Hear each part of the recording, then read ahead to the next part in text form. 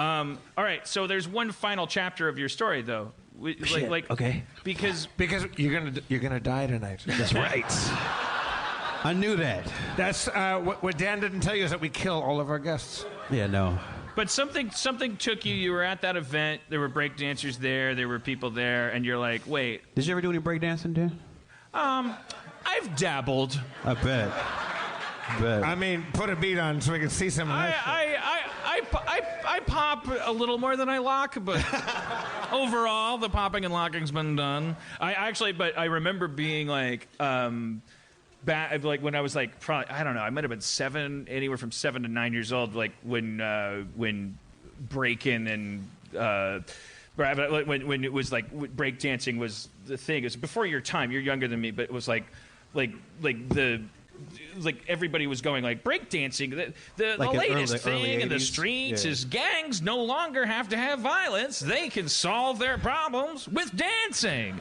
That was really the way it was being. And there were all these movies coming out like Breakin' and Breakin' 2, Electric Boogaloo, and all this stuff. And it was like, and my brother and Beat Street. we recorded the movies and we would play them back until the fucking tape heads were seizing and the screen was almost static, and we were just trying to like look at what the people were doing and but that's not how you become a breakdancer. It turns out. I mean, we did pretty much the same shit. We just watched the same movies. We just had some people around us who actually knew what we were doing, knew what they were doing. So we watched them and we watched the tapes and we just tried to emulate. But is there, in Joseph Campbell's hero's journey, we got you to the goddess point, which is where you go, oh shit, okay, I'm open Mike Eagle. I'm gonna rap now. And so what follows that is usually a punishment of some kind, some huge challenge. If your life has adhered to traditional story structure, was there a point where you were massively challenged when you like entered the fray and you're like, this is what I'm going to do now? What was there? I mean, was there a big I feel like I started with a damn challenge. You know what I mean? Like that doesn't count. Shit. That's like a hobbit saying like it was hard to leave the Shire. We know. I'm asking you.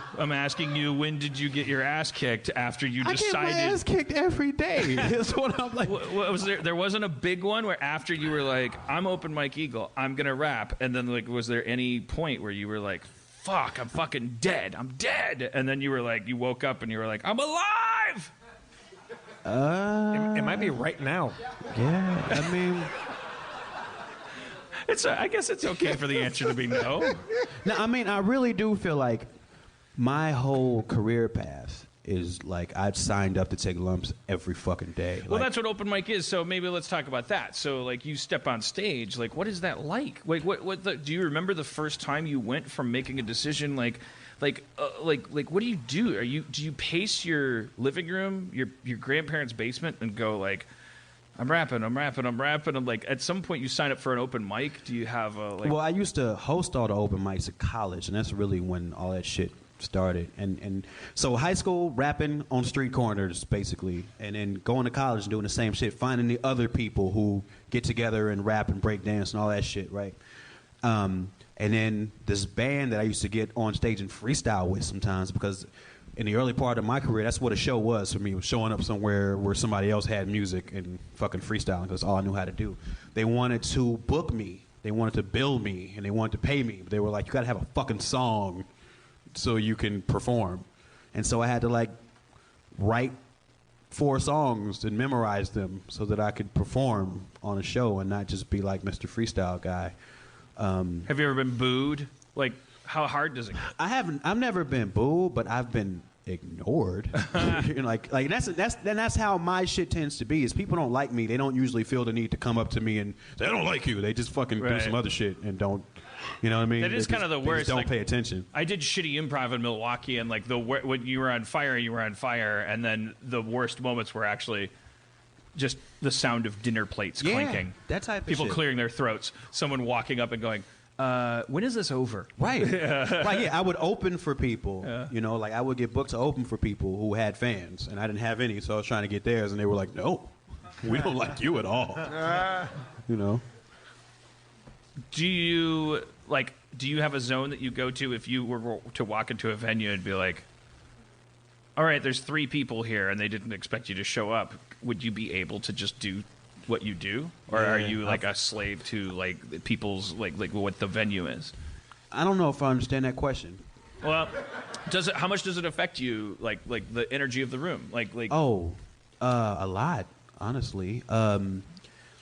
You know, and I do a lot of shit in what if I told everyone here to just boo you for 2 minutes while you did it? I don't know. What am I doing?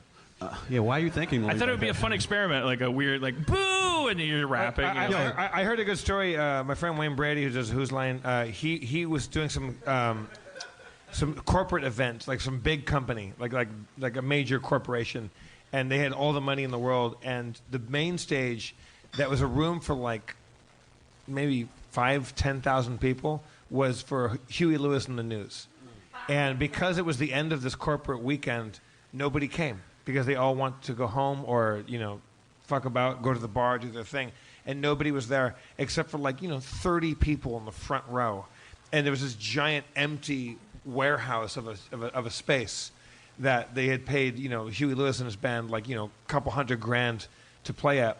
And Wayne said he went there and he said they played like it was Madison Square Garden. They completely fucking did it like there was a sea of people there, and they played as hard as they would have if it were filled, and that was the most show busy thing he'd ever seen. People saying no, I got my money. My job is to come up here and perform. Fuck the audience. Fuck the turnout. Our job is to get up here and play. And Huey Lewis and the News is a shitty band. They're not great, but they've got views of Jeff Davis do not reflect Harmontown, the podcast. But I give that band 100% credit for being absolutely amazing. Because I just want to quibble. That's not necessarily for a person who's performed for two people doing improv and stuff. Right. That's not fuck the audience. That's the opposite. We have. Thank you, these two people. We have exactly. 30 people showed up here. It doesn't matter if there's not 30,000. Right. Fuck the lack of audience. No, we play for the front row and we play for the back row even if they're not there. And that's showbiz as fuck. I saw the B-52s played a thing and there was only 70 people there and they just, they hated the audience because there weren't enough of them. You still got paid. They might have hate in their hearts for the venue or something that Open Mike Eagle. Can I call you Open? You can call me whatever you like. So, raised by these grandparents who were, let's call them solipsists. We don't know that. They were keep your nose to the grindstone, sure. Stay good, stay out of trouble. Why be like these people outside the front door who are causing trouble, reacting to trouble, all this shit. You stay the course, then you come to this plot point. Oh, I could rap though. So, your messaging, are you selfish or are you altruistic? How do you view yourself philosophically? I'm very selfish because my whole aesthetic is about the value of my own art. Because it's like that shit I was saying, when I first encountered hip hop and the aesthetic value was on everybody pretending to be the hardest. Right? And to me, that so devalues the individual experience of seeing somebody else could be living right in that same community with them, but suddenly, if I'm not hard, then my experience is somehow less authentic than the next person's. Right. And my whole shit is railing against that. So I write about whatever stupid shit I want to write about. That's what I thought I heard there. Yeah, was absolutely. Fences put up, but in a healthy way, or laser turrets where you're that's fucking, fuck you. Yeah. You sound like me in therapy. You're but there's a health to that. That's interesting. I'm glad you said that. I don't know. Because to me, it's for the overall health of, especially the black community, because that's a toxic. To understand that they can be an individual and feel how they feel. You say individual? Individual. Oh, okay. I was doing Archie Bunker, going, that could be an individual, for Christ's sake, Edith.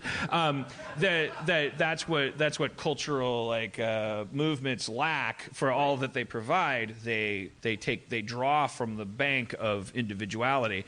And when we talk about white privilege, why am I explaining this to you? I'm explaining this to myself. When we talk about white privilege, one of the biggest privileges is the privilege to be I'm a little bit of this and I'm a little bit of that. Exactly. And here comes a beat because I'm talking like a hat. I got a hat on my head. No, I'm kidding. Don't. I was gonna. God damn it, don't do it. No, but that's very like that solipsism. That's like that like I only care about myself, but there's a difference between that and like malignant like fuck you. I'm only out to get what's mine. That's different because it's not a greed. It's from a humanist. It's like who am I? Yeah, that's all I can possibly know. And it's like every human's experience is valid and valuable. Starting with mine, but not to shit on anybody else's. But this is my time at the podium, and I'm going to do my shit. You know what I mean? Yes, I do know what you mean. Like my therapist is bummed out about it because she would say you are closed, Mike Eagle. Sure. And then her job is to open you, and I thought like that's what I'm encountering is like because I have all these like mechanisms like I can detect anyone that's going to tell me what to do from 600 meters, and their head will explode before they knew what happened to them. And now I have to understand that that's not keeping me alive anymore. That's actually going to kill me. Is it? Yeah. Well, I'm not a fucking Not you. therapist. No, I was gonna challenge that, but then you're talking about a professional who's helping you, so I probably shouldn't do that. And she's pretty good, and the more I listen to her, the happier I get. Well, that's great. But and it wouldn't be the same advice for you. What was your challenge, Mike? What were you going to say? Well, I mean, is that what's going to kill you if it's also like what powers you, what makes you vital, like like what is And right now we're having all these arguments. I mean, this is a person who like says like, oh, don't go on Facebook and Twitter, that's secondhand smoke. And then Trump got elected, and she was like, whoops. Not that being on Twitter and Facebook would have stopped him from getting elected, but at the same time, I was like, come on, man. Like we're like this is different from dangling chads and like riling yourself up before you go to work in the normal world. I'm off on a tangent, but. Like I have like debates with her about the difference between defense mechanisms that are making you happy. One of the things that she said to me most recently that I thought was really interesting was this idea that like your brain with all its fucking fucked up chemistry, it's like imagine all these like cars whizzing around and you can focus on any one at any time and they all intersect. So like you might be having a day when you're like, fuck the system, and you might be having a day when you're like, my back hurts, or I'm afraid of death, or like all of these, and I love babies, and I miss my dog, and I like the color blue, and I'm not starting to rap. You don't have to give me a beat. We focus, you fixate. When you fixate, like when you're, so like if a leopard was chasing you, the car you'd follow, mixing metaphors, would be, I gotta fucking get out of here. Right. And that's a healthy version of fixation where you're like, why would you want to talk about Stanley Kubrick's movies while you're running from a leopard? It's going to kill you. So we have a tendency as the chimpanzees that we evolved from, we very easily fixate on danger things. And when you're in a conversation with somebody, when you're in a thing that's challenging you, like she's like, look ahead. I'm not asking you to not fixate on shit. I'm asking you to fixate even more and look all the way ahead to where that car is going. Is it headed toward a brick wall? Is it headed toward another car? Do you want to blow up? Or do you want to be friends, get through this alive, be a good boyfriend, like get another drink, like end your show well, or do you want to follow the car that's going to explode? It was like I'm probably disservicing her metaphor, but that's my new thing. Is I'm like you've been with her for quite a while now, right? The same therapist. Yeah. But did you find her because you have an ability to like to reform my neurology? Exactly. Like do you find her a do you find her a peer, like intellectually, like you can listen to her and like and dig what she's saying, or do you instantly want to shut her down, like because you have the ability to turn things into mythology and? No, I find her to be somebody who's like super duper smart about shit that I have not had time to study or think about, which is specifically neurology, the way the brain works. Like she doesn't care. She doesn't go like, you should stop drinking. You should be a better, she's like, how are you fucking up? Like, how are you like keeping yourself from being happy? That's too punitive too. She's just more like, here's how brains work. Here's how you could be a superhuman, kind of. Like, I don't know. Sometimes How often do you go? once a week, at least. You know, I have to Do you go applaud together? someone going to. Do you go together with Cody, or is it singular? That makes me. Now I'm going to go to her once every 2 weeks because I still have to work on that aspect of myself. I don't like approval. It makes me suspicious. You love approval. Not from those people. You know what they are? They're a grid of white squares. Hit it. Are there any? But like in that solipsism, because I made you were candid with me. You said that, which kind of amazed me. I didn't expect to hear that answer from you, but I was like, so like, but you want everybody else to be happy, right? Yeah, no, I would love for everybody to be happy. And so and you and I both believe that if everybody kind of focused on like knew who they were and knew when they were lying and not lying, like that would be the beginning of like the solution, right? Maybe. What do That's a great place. How much of your lyrics are about that? Like, are you talking to well, the 40% audience? of them are about talking, Cheetos. Are you talking to yourself? Are you getting your own stuff out, like off your chest? Or are you trying? I don't talk about like my deepest therapy shit. Like I don't talk about that type of shit. But I tend to honor whatever creative whim I'm in a moment, and that mostly tends to be about some conversation I'm having inside of myself. Now that could be about the world, or it could be about what the fuck it's like right now on the stage. You know what I mean? But if I'm sitting with a beat and I want to write to it, my whole thing is whatever nugget or seed that I get, I'm just gonna follow that to wherever the fuck it goes. Right.